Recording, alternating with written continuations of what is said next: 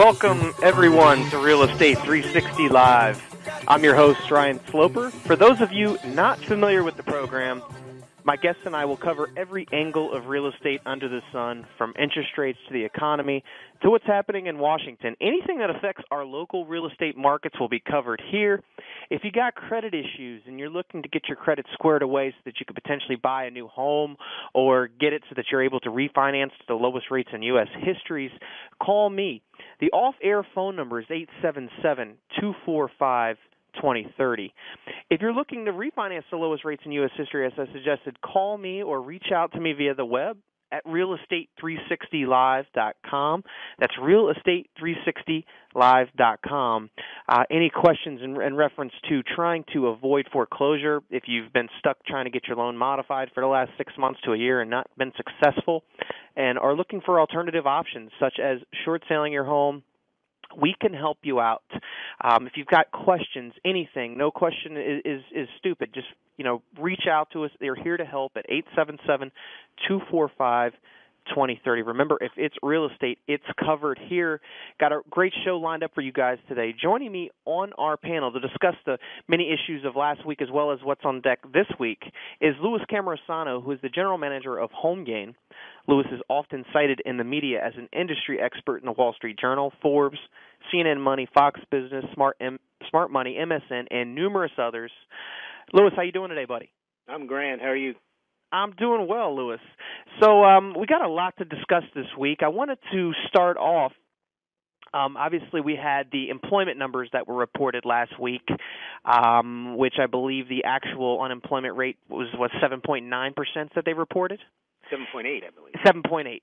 And it's been interesting because there's been a lot of articles written that this was a politically motivated number that came out, trying to boost up, the chances that Obama gets reelected, giving, people this really, it's like a false sense of what's really going on out there. And there was one great article that I read, and as well as Ron Paul's kind of, in the media expressing his sentiments that, these numbers are never realistic. And for anybody to just kind of look at what's going on out there, talking to friends, family members, coworkers, and other people, there's no way that in 1 month this unemployment rate drops down as substantially as it did, and that this is more of just a politically motivated thing. The one article that I did see, they had actually talked with somebody at the BLS, the Bureau of Labor Statistics, that said, this seems like it could be some sort of statistical anomaly, and how come you guys didn't give any sort of explanation? And basically, it was actually Jim Borbely, who is an economist of the Current Population Survey Department of the BLS, and he basically said that they've just been using the same procedures that they've been using for 60 years. Now, for those of you out there trying to figure out what those procedures are, they basically perform a monthly survey of 60,000 homes that rotates every 4 months. And they basically gather their employment information from those 60,000 homes. And he really didn't. He was also asked if it was a statistical anomaly that could correct itself next month, and he said yes, it could, and that they're not a political organization, so it's not politically charged. But I kind of beg to differ. I'm curious as to what your thoughts are on this, Louis. Well, I think it's the Mark Twain quote, lies, damn lies, and statistics. As you know, you can manipulate statistics to the benefit as what you're trying to achieve. If you look at what happened, you had 114,000 jobs created in that particular week. But then a few days later, they say that 330,000 applied for benefits. And then they forgot to mention, a big state, and they didn't say which state it was, did not report its unemployment people who applied for benefits. So that number would have been closer to 375,000.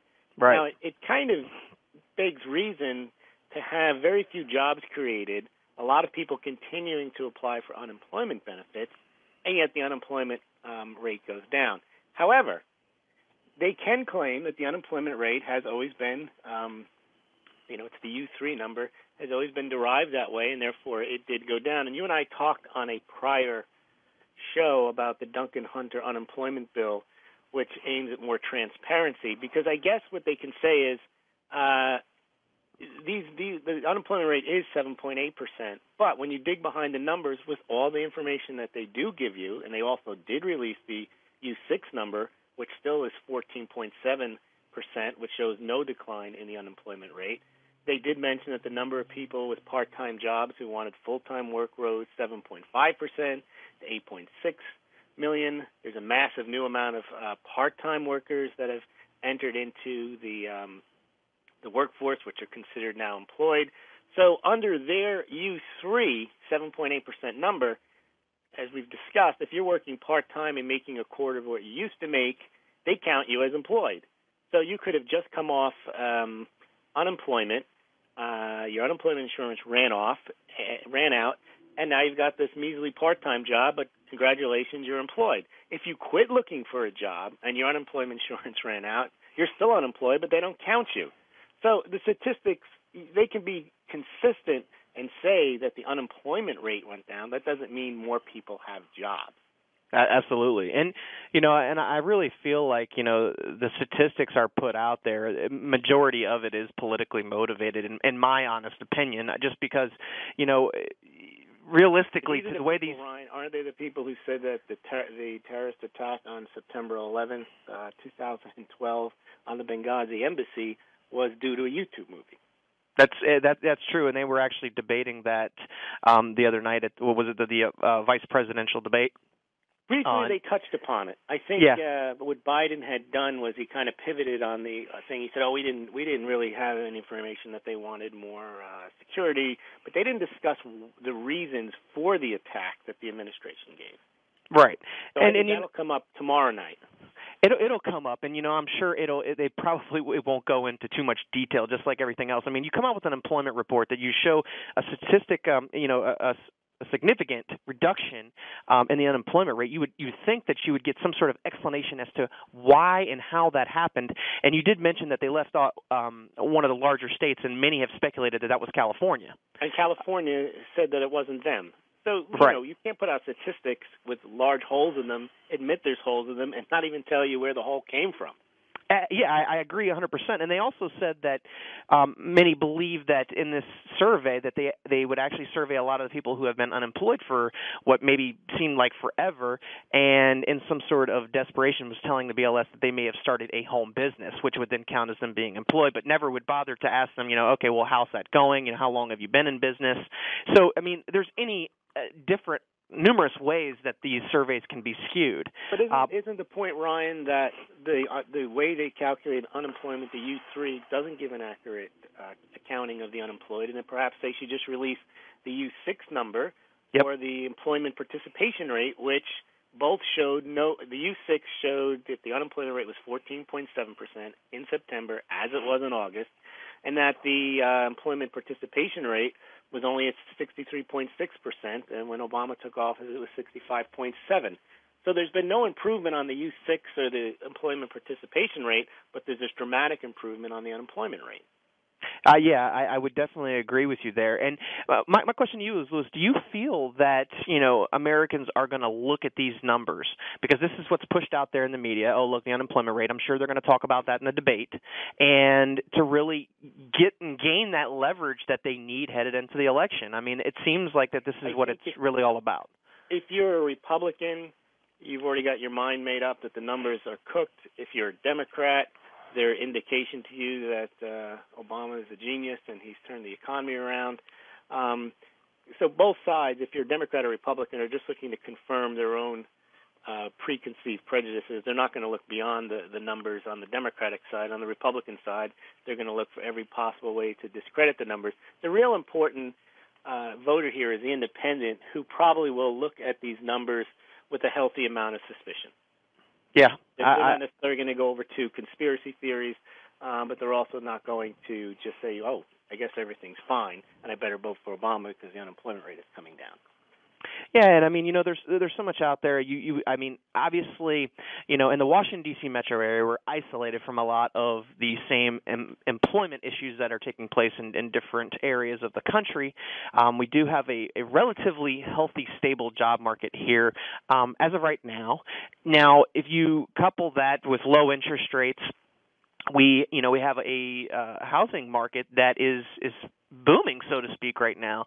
Now, it's not like that in the rest of the country, but unfortunately, most of the information and the media that's pushed out there is all on a national landscape. So it's so critical that you do look and see what's going on in your local area. I mean, every real estate market is hyper local, and don't just assume just because you hear of all these horror stories. And I hear it all day long.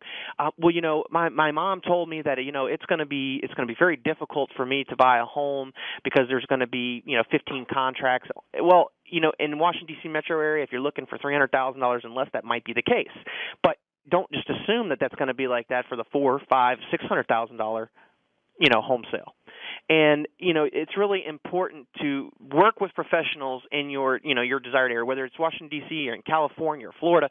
Make sure that you're working with somebody that knows not only the state, but it's got to be like the city, the subdivision, the neighborhood that specializes in those areas, so they can give you really a bird's eye view of what's going on at that particular time. Now, with these employment numbers, let's just assume that they were a real number. Then I would say that we would probably start clearing out a lot of the inventory that's out there. The problem is that if somebody were to just been unemployed for the last year or so, and then all of a sudden they get a job making $80,000, $90,000, $100,000, and they should be able to qualify for a loan, they're not going to get one. They're not going to get one because most lenders are going to require that they have a 2-year history. And if you've been unemployed, guess what? You're not just going to all of a sudden, a lender is going to be reaching out to hand you $200,000 or $300,000 or $400,000 for a home loan. Right. You're and going to more likely that person that is now employed has a part-time job, so his income levels won't meet the requirements to get the loan. Absolutely, and for that part-time income, they have to have at least a 2-year history of that income in order for them to average that income out to qualify for a loan anyway. So, even if the unemployment situation is getting better, and you would think that, okay, that's great, that's going to help housing. And I'm pretty much telling you guys now that that's not what's going to happen. It's going to take, it's probably that 1.5 to 2 year cycle of those people to be able to be employed, maybe move from a part-time job to a full-time position and make enough income to be able to qualify. So Ryan, you're assuming that the economy continues to quote-unquote improve, but what happens in January when you have the fiscal cliff, when taxes rise dramatically, is this even part-time employment increase going to continue? That's really hard to say, because I would say that, a lot of the tax burdens that might come down on businesses and whatnot, it might be putting people into a situation where they're then now losing their part-time work, and then many full-time workers losing their jobs as well. I think we don't really know, obviously, when this fiscal cliff is really going to really put a big damper on our economy. It already has, obviously. But now you have seen a few large CEOs of companies, CEOs of large companies, not necessarily large CEOs, they have gone out publicly and told their employees not to vote for Obama because of the cost it's going to put on their businesses. Yep. There was the guy who is running a vacation home company. He wrote a very long note to his employees. You had Wynn of Wynn, the casinos. Hotels. Yeah, complaining that Obama is going to destroy the employment market. I saw one yesterday, I don't remember the company, where the guy was basically saying we're not going to be able to continue if he gets reelected. So the employers are kind of trying to charge the electorate or their voter or their workers/voters not to vote for Obama because in their minds another term will be devastating to employment. Now, whether that's political posturing or true, they are citing the fiscal cliff, and they're citing the increased cost of Obamacare. Yeah, and I think that uncertainty that lies there, the business owners aren't going to make decisions when there is that uncertainty. Well, some of them sound like they've already made it preemptively that if what happens in January they expect to happen, they're not going to hire and they may fire. Yeah. It's going to be interesting to see how it all plays out. We're coming up on a break, guys. When we come back, we're going to jump into Bernanke and him defending the Fed against the international criticism. Stay right there when we come back.